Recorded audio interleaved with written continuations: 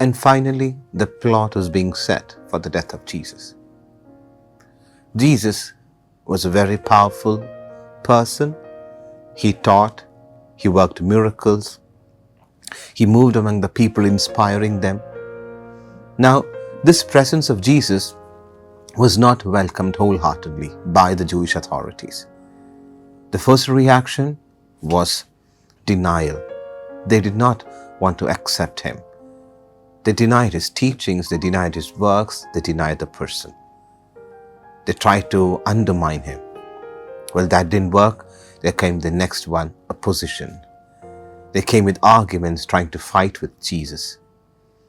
Well, when none of these worked, it leads to a third reaction, that is fear. So denial leads to opposition, opposition leads to fear. They're afraid now because of the signs that Jesus is working. Because that's what we see in today's gospel. After Jesus brings back Lazarus from the dead, now when the news of it was reported to the Jewish authorities, they're afraid because they thought the Romans would come and take their place, their nation, and they would lose everything. So the desire for self-preservation, at the same time to get rid of Jesus, leads to the fourth reaction. Yes, death. Now they are deciding on a plot to kill Jesus. That's where, Caiaphas says, it is better for one man to die than the whole nation to perish.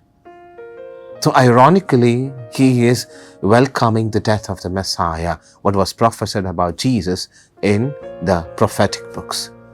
The suffering servant who has to die and who has to submit to God's will, that through his suffering and his death, humanity will be saved from their sins.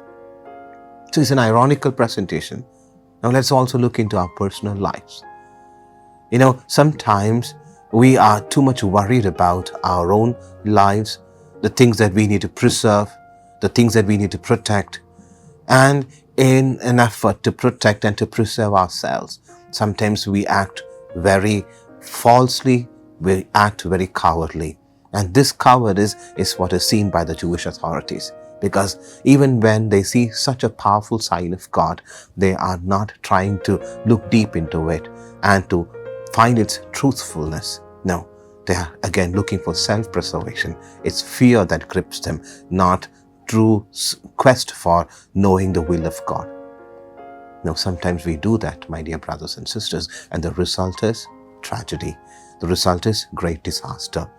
Let us stop welcoming disaster into our lives, but rather let's look with, and look with an eyes to search for truth into the greatest mysteries of God.